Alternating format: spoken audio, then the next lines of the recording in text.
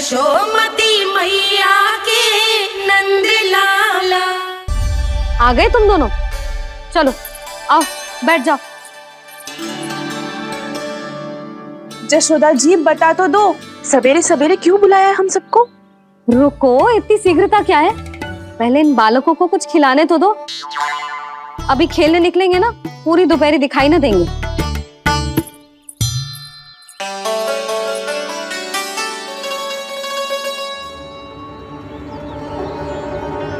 मैया देखो ना कैसे अपने आभूषणों का दिखावा कर रही है जो सुलोचना।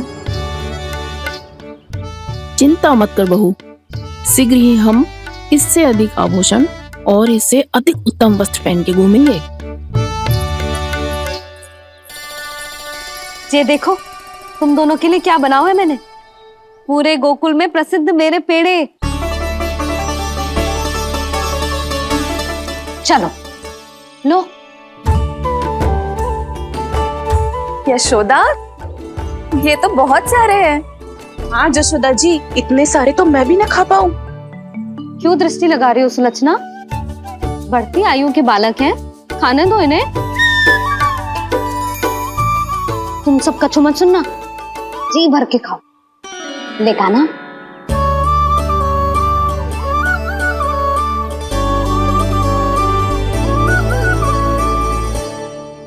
हे नारायण, मैंने अपने कान्हा को जो सिखाओ है बस वे उसे स्मरण रखें और उसका पालन करें। ले और ले ले ले।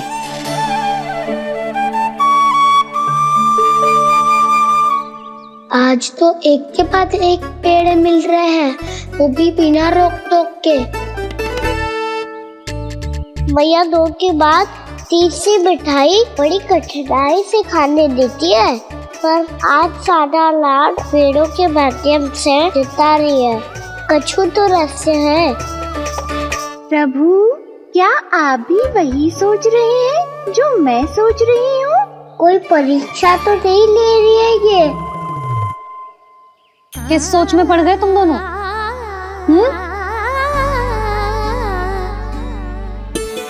खाओ ना। जब तक पेट और मन दोनों ना भर जाए तब तक खाओ। बस यशोदा, इतना पर्याप्त है। अरे ना जिज्जी, घर के शुद्ध मावा और गुड़ के बने, कितना भी खा ले कोई हानि ना होगी। लो और लो।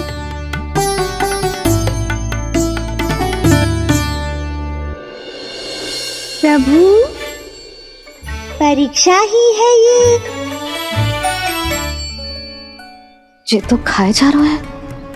कहीं मेरी दी हुई सीख फूल तो ना खाओ, सारा खेल बिगड़ जाएगा।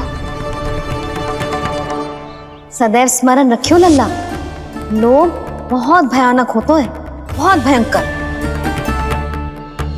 जो एक बार हमारे मन में प्रवेश करके हमें भीतर से ही जकड़ लेता है, इसके कारण हम अधिक से अधिक और अधिक से अधिक पाने की इच्छा करने लगते हैं।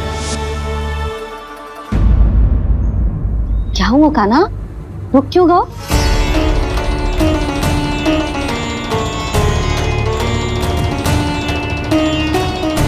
आपने तो सिखाया था मैया, जितनी आवश्यकता हो उतना ही लेना चाहिए, लोभ कभी ना करना चाहिए। बहुत बुरा राक्षस है लोभ।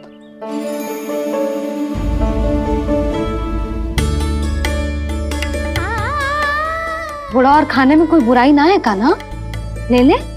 ना मैया, लो मैं अधिक खाऊंगा तो फिर पेट पकड़ के बैठना पड़ेगा।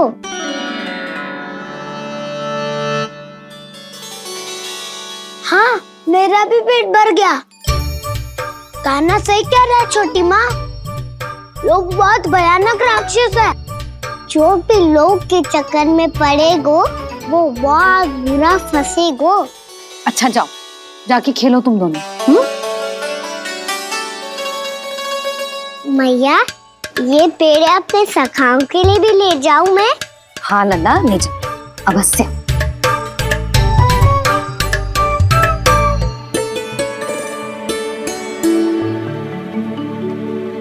देखो, जो बात इन नन्हे से बालकों को भी समझ में आ रही है, वो तुम सबकी समझ क्यों ना आ रही?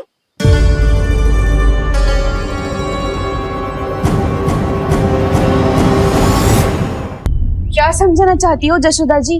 तनिक खुल के बोलो। जब बसंता खाने के बाद भी हलवा खाने का हट करतो है, तो उसे मना क्यों करती है? इसीलिए ना, ताकि स्वाद के लोभ में उसका स्वास्थ्य ना बिगड़ जाए। और उज्जवल, जब भरी दोपहरी में बाहर खेलने का हट करतो है, तो तू उसे मना क्यों करती है? इसीलिए ना, कि खेल के लोभ में उसे लू ना लग जाए। हाँ, और पुराण पढ़ना तो अच्छी बात है ना। तो श्रीदामा जब रात में दीप के प्रकाश में पुराण की कथाएं पढ़ना चाहते है, तो क्यों मना करती है? उसे बता। ताकि कथाओं के लोभ में उसकी दृष्टि खराब ना हो जाए जीजी। तो इसका अर्थ तो यही है ना, कि लोभ चाहे पेड़ों का हो, चाहे पुराण की कथाओं का हो, या फिर अधिक धन अर्जित करने का हो, लोभ सदैव हानिकारक ही होता है।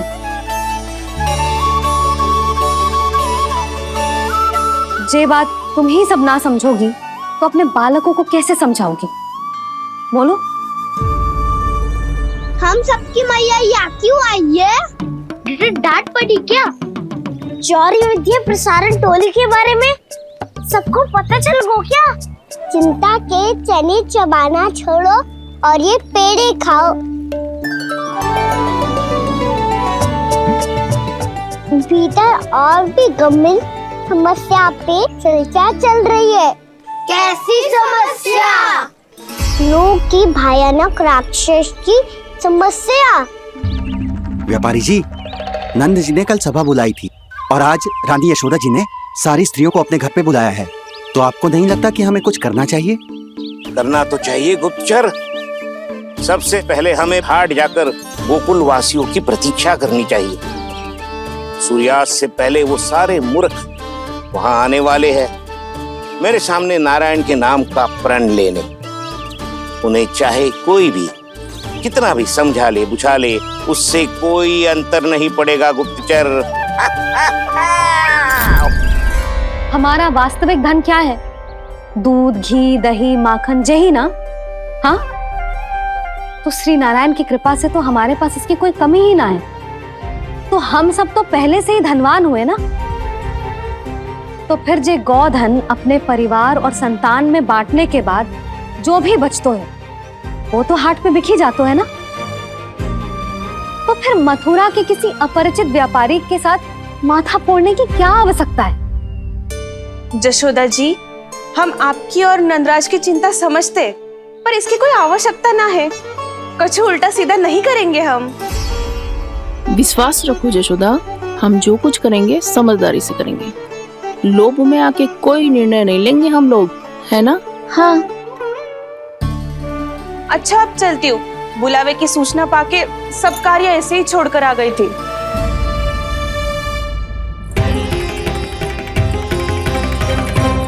अब किसको घेर लियो? लोभ के भयानक राक्षस ने। ये तो तभी पता चलेगा जब वो सब बाहर आएंगी। तब तो सबको बहुत ध्यान से देखना पड़ेगा।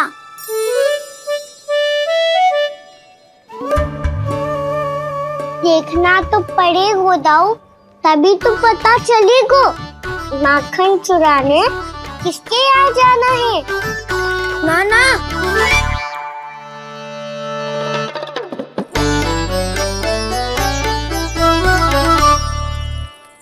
लोग का राक्षस तो उनके पास दिख ना रहे हुआ है।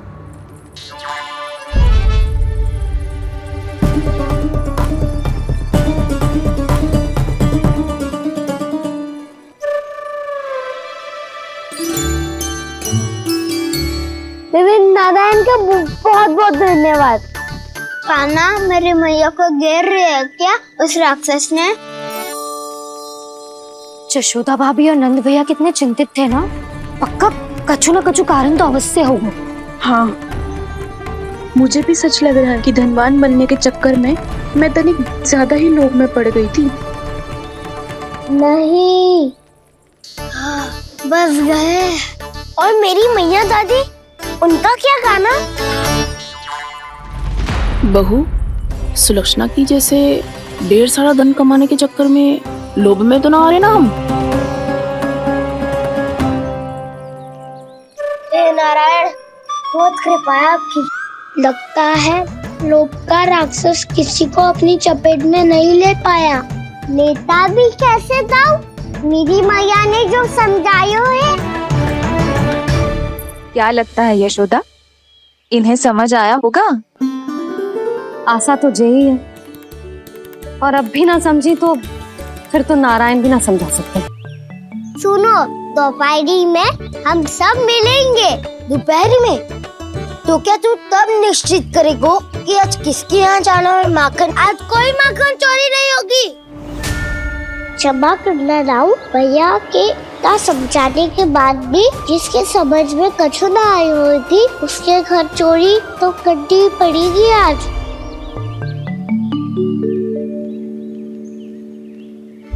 व्यापारी जी, सारी स्त्रियां एक साथ यहीं आ रही हैं। मेरे चक्रव्यूह में फंसने की इतनी शीघ्रता कि संध्या तक भी नहीं रुक पाई।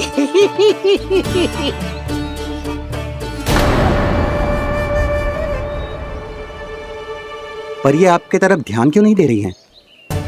लगता है गोकुल की रानी ने इनको पाठ पढ़ा ही दिया। अब आपको ही कुछ करना होगा व्यापारी जी। करूंगा, अपनी चाल सबसे अंत में चलूंगा, किंतु अभी उनके लिए एक घोषणा ही पर्याप्त होगी। तुमने सबको सूचित तो कर दिया है ना कि सबको अग्रिम धनराशि मिलेगी, वो भी दूध, दही, माखन, घी बेचने के बाद नहीं, वो पहले ही मिला करेगी। वो भी केवल एक दिन की नहीं, पूरे सप्ताह की। मैं बिल्कुल सही कह रही थी। जशोदा जी और नंदराज व्यर्थ ही चिंता कर रहे थे। यदि इन व्यापारी जी के मन में कोई मैल होता, तुझे अग्रिम धनराशि थोड़ी ना देते। बात तो तुम सही कह रही हो सुलक्षणा।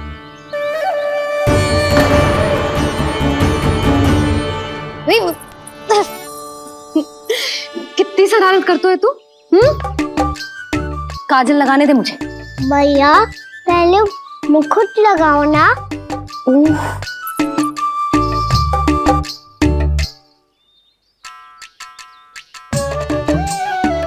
और मेरी मुंडी? हाँ हाँ, रुक जा। ले बस, होगा प्रसन्न? भैया, मैं ना चाहता मैं ऐसे फिर से भूल जाऊं, नहीं तो कड़ी धूप में इसे लेने वापस लौटना पड़ता है। चल अब बैठ जा। अब मुझे काजल लगाने दे लल्ला।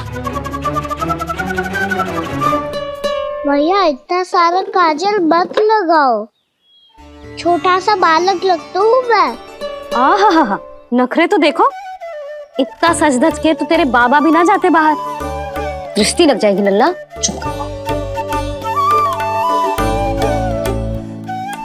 उनको तो आ सकता ही ना है भैया, वो तो गोकुल के राजा है।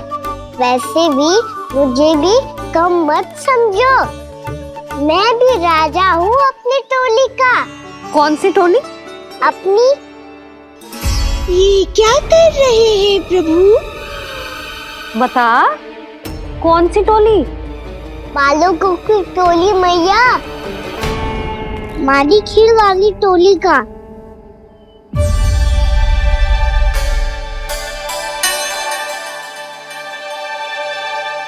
क्या हुआ जी? देखो जी, आप इतनी चिंता मत ही करो। आप गोकुल के राजा हो और जे बालकों की टोली का राजा है, तो मैं भी जसोदा हूँ, मैं कोई कम थोड़ी ना हूँ। मैं भी गोकुल की स्त्रियों की रानी हूँ। मैंने सबको समझाओ है, सब समझ गई हैं। उपनंद भैया से बात करके आ रहा हूँ अभी। पता चलो है कि उस व्यापारी ने अग्रिम राशि का लोभ दिया है सबको। मुझे ना लगता तुम्हारे समझाने का कोई लाभ हो। अभी तो ये सब समझ के गई, बोल के भी गई कि अब उस व्यापारी के फेर में ना फंसेंगी। इतनी शीघ्र पलट गई। इन सब में अपनी बुद्धि ना है क्या? जब कोई विकार मन में बस जाता है ना यशोदा, तो सूझबूझ सब समाप्त हो जाती। तो मुझे ही कच्चू करना पड़ेगा। मैया मैं जाऊं? हाँ तू जा।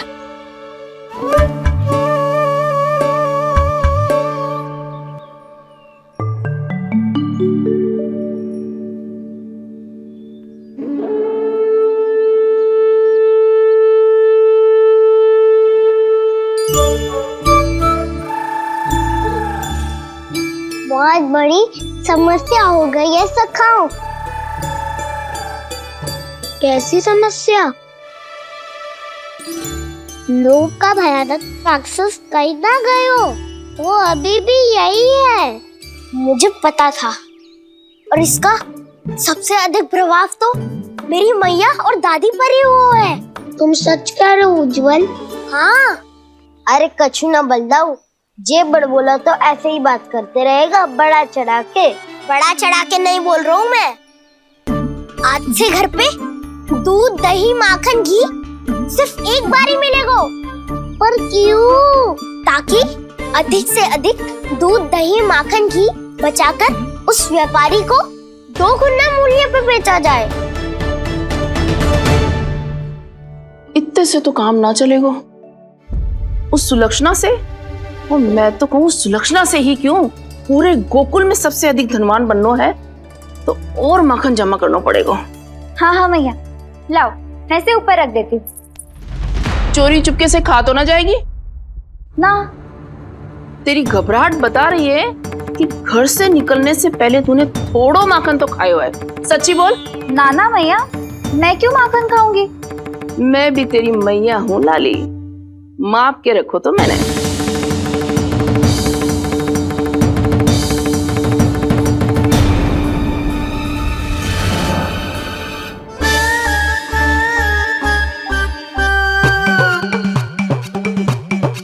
हाय रे, तूने तो सच्ची में माखन खायो है। तनिक भी लज्जा ना आई तुझे? असत्य बोलने से पाप लगता है मैया। और जितनी बार आप माखन नाप रही है उतनी बार डंडी पे लगा माखन आप स्वयं चाट रही है और दोष मुझ पे दे रही है। वो तो बस मैं इसलिए चाट रही थी कहीं व्यर्थ ना जाए। और तेरी जीभ है कि तीखी मिर्ची। एक तो मैया से बहस करती है और चोरी चुपके स्वयं खा के मैया पे दोष भी धरती है। हे नारायण, कैसी बहू दी है मुझे। जा दूर हो जा मेरे कक्ष से, और माखन के तो आसपास भी दिखने की आवश्यकता ना है। इस चटोरी को तो कोई भरोसा ना है। माखन को तो सुरक्षित स्थान पर रखना पड़ेगा।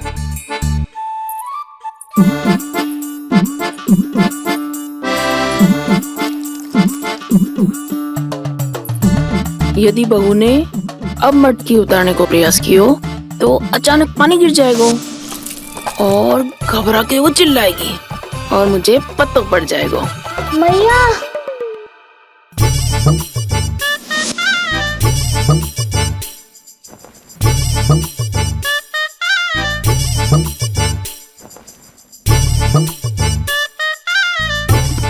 ये माखन तो मैं किसी को छूने भी ना दूंगी, तभी तो बनूंगी धनवान, बहुत धनवान। मैया माखन बेचने कहीं अकेली ना निकल जाए। ये तो पता भी ना चलने देगी कि कितना धन मिलो है। इन्हें अकेली धनवान ना बनने दूंगी मैं भी बनूंगी धनवान, बहुत धनवान। पहले तो जब चाहे तब भरपूर माखन खा सकता था, पर अब दोनों तो ऐसे संभाल के रखती हैं कि जैसे माखन की मटकी ना स्वप्न का कलश हो। मेरे यहाँ भी ऐसा ही हो रहा है। नारायण का बहुत बहुत धन्यवाद। नंजी और जशोदा जी की बातों में आने से पहले ही सत्य का पता चल गया।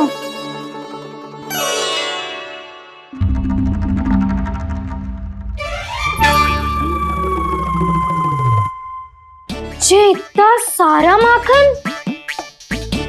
दृष्टि मत लगा। पेट पे पट्टी बांध के रात रात भर भूखा रह के बड़ी कठिनाई से माखन इकट्ठा किया है जे।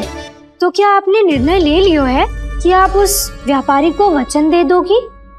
अरे जब द्वार पे साक्षात लक्ष्मी जी हो तो द्वार बंद ना करते बावी। तू अभी छोटी है, मैं तो कहती हूँ तू भी अपने भविष्य के बारे में अभी से सोचना आरंभ कर दे। कटौती तो मेरे घर पे भी आरंभ हो गई है काना। वो मैया ने कहा है ये दूध चाहिए या दही चाहिए ये माखन चाहिए, जो भी चाहिए एक ही बार मिलेगा।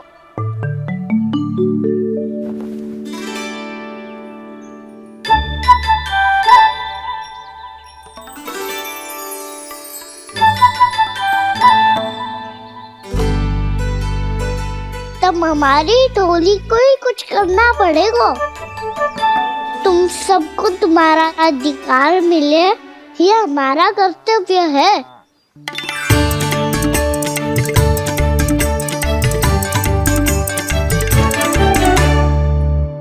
अब हम कछु ना कर सकते यशोदा।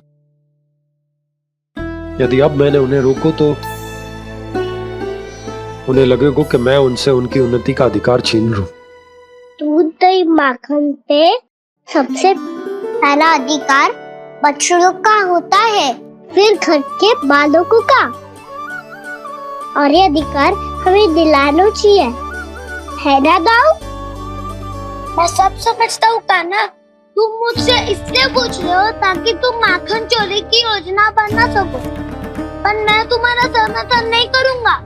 पर दाऊ ना, पिछली बार तुमने ही कहा था ना कि हम ये चोरी केवल वानर महाराज की सहायता के लिए कर रहे हैं। लो, वानर महाराज भी आ गए हमारा साथ देने। आज कोई किसी का साथ नहीं देगा, आज कोई किसी का साथ नहीं